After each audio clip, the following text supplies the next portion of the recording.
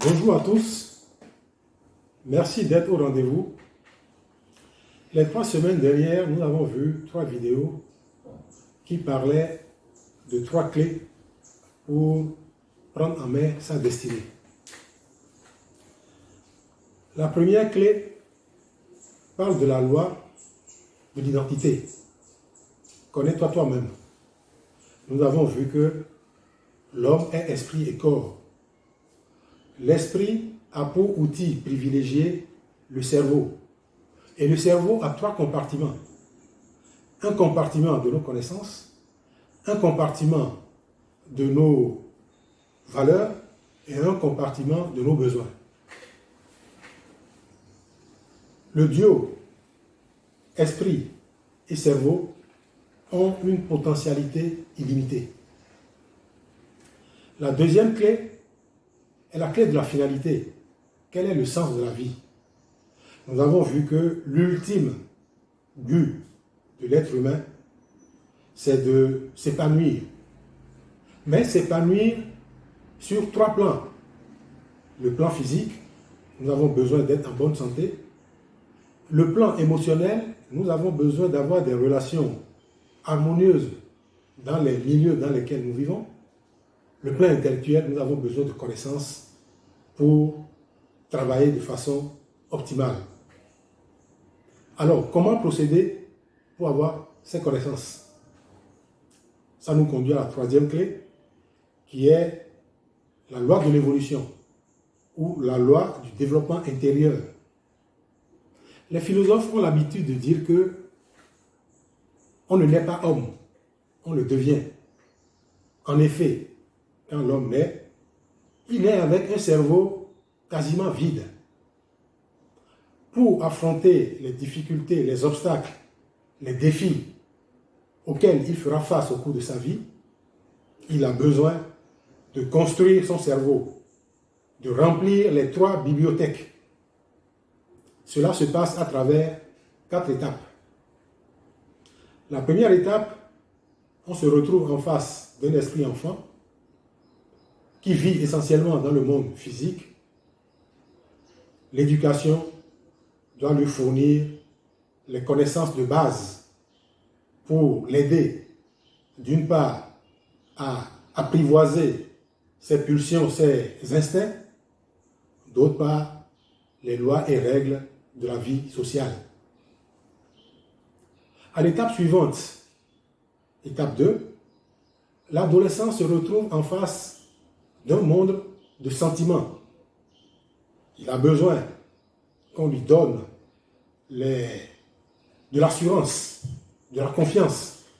Et pour ce faire, on doit lui enseigner les lois du monde intérieur, les lois de civisme, les lois religieuses, les lois de la pensée positive qui forgent sa foi. À l'étape 3, l'adulte a une pensée rationnelle. Il ne veut plus seulement se limiter à croire et à prier. Il faut certes prier, mais il faut qu'il acquiert les connaissances, les expertises, les compétences, voire les expériences qu'il faut pour se rendre maître des événements et développer également du professionnalisme, de la responsabilité, de la justice. Et bien évidemment, dès lors que la foi et la science, les connaissances et les croyances progressent en l'homme, s'approfondissent, l'homme passe à l'étape 4 où il se libère de son cerveau. Il a une pensée intuitive, une connaissance intuitive des choses et bien évidemment, il s'appuie sur les lois universelles. Pendant longtemps, je me suis demandé pourquoi certains peuples et pourquoi certains individus ont une maîtrise de leur vie, réalisent des œuvres fulgurantes, pendant que d'autres ont des difficultés à prendre l'envol. Et la deuxième question que je me suis souvent posée est comment réduire la fracture entre les pays riches et les pays pauvres. Aujourd'hui, j'ai une certaine connaissance des raisons. Quelles sont-elles? J'ai compris que l'univers tout entier est régi par des lois. L'une de ces lois est la loi universelle de cause et effet, loi dont nous allons parler aujourd'hui. Qu'est-ce que la loi universelle de cause et effet? La pensée populaire la définit comme on récolte ce qu'on sème, œil pour œil, dent pour dent. Qui sème le vent récolte la tempête. En quoi consiste-t-elle? Comme vous le savez, la vie des hommes est comme un iceberg. Il y a des choses que nous voyons et des choses que nous ne voyons pas. Si je prends, par exemple, une graine de maïs, je la plante sous terre. Si je l'entretiens, elle va germer, un plant va sortir et elle va faire pousser du maïs. Il en est de même si je prends la tomate ou quelques fruits. La loi de cause et effet est telle que dès lors que la graine est plantée, elle commence à pousser des racines. Les racines ne se voient pas, mais ce sont les racines qui font pousser le plant à l'extérieur. Autrement dit, ce plant peut être lu à 3 niveaux. La graine, qui est un produit de la nature, de l'univers. Les racines, qui constituent véritablement l'essence qui fait pousser l'arbre, et la partie extérieure qui n'est que la partie superficielle. Il en est de même pour l'homme. On peut lire l'homme selon 3 plans. Le plan physique, ce que nous voyons. Le plan psychique, qui constitue les racines de l'homme. Et le plan spirituel, l'esprit, qui constitue l'essence, la graine, si je puis me permettre. Alors, comme l'arbre, l'homme a besoin d'être construit à sa naissance. Et bien évidemment, construit au niveau physique, au niveau psychique ou mental et au niveau spirituel. Quand cette construction est bien faite, on se retrouve en face d'un homme épanoui. Mais je voudrais signaler que c'est fondamentalement au niveau psychique et mental que réside le vrai pouvoir de l'être humain. Je prends un exemple pour illustrer. Nous avons comparé l'homme à un ordinateur. Un ordinateur, c'est une partie matérielle, physique, une partie intérieure, logicielle, et la flamme qui anime l'ordinateur. Autrement dit, le corps, c'est le matériel, le logiciel, c'est l'âme ou le mental, et la flamme, c'est l'esprit. Pour que l'ordinateur produise de bons résultats, cela tient aux données et aux programmes qu'on y introduit. De la qualité de ces données et de ces programmes dépend la qualité de la production de l'ordinateur. Il en est de même pour l'homme. Malheureusement, le contraire est vrai. Si les données et les programmes rentrés ne sont pas de bonne qualité, on n'obtient pas de bons résultats. Alors, pourquoi certains individus ou certains peuples arrivent à créer de grandes œuvres?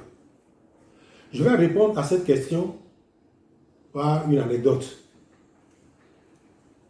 On raconte qu'un vieux sage, au cours d'un de ses voyages, a vu 2 peuples en train de travailler. Il s'est approché du premier, il leur demande: Il demande aux citoyens, mais que faites-vous dans un désordre chaotique? Les individus se sont levés pour dire, nous travaillons pour gagner notre pain, nous travaillons pour gagner de l'argent, nous travaillons pour construire une maison, nous travaillons pour nous marier, nous travaillons pour acheter une voiture. Le sage s'est interrogé et a poursuivi son chemin.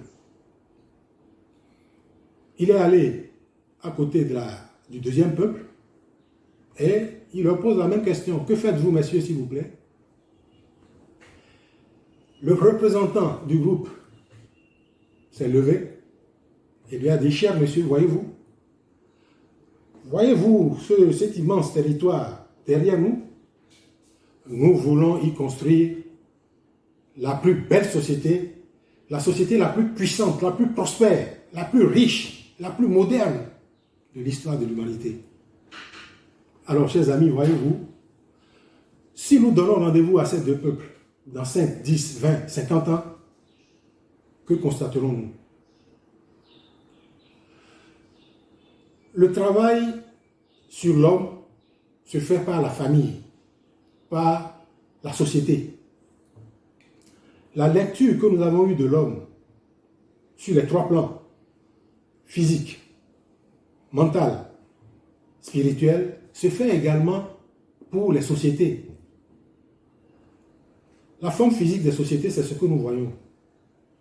La forme mentale, c'est la culture, les connaissances, les croyances, les valeurs, l'histoire, les besoins de la société. Et l'esprit, bien évidemment, c'est l'esprit groupe. Alors, quand les racines sont solides, sont stables, sont puissantes, la société a toutes les chances de produire de grandes œuvres. Et bien évidemment, comme on le dit, l'extérieur est le reflet de l'intérieur. C'est de l'intérieur qu'il faut construire la société.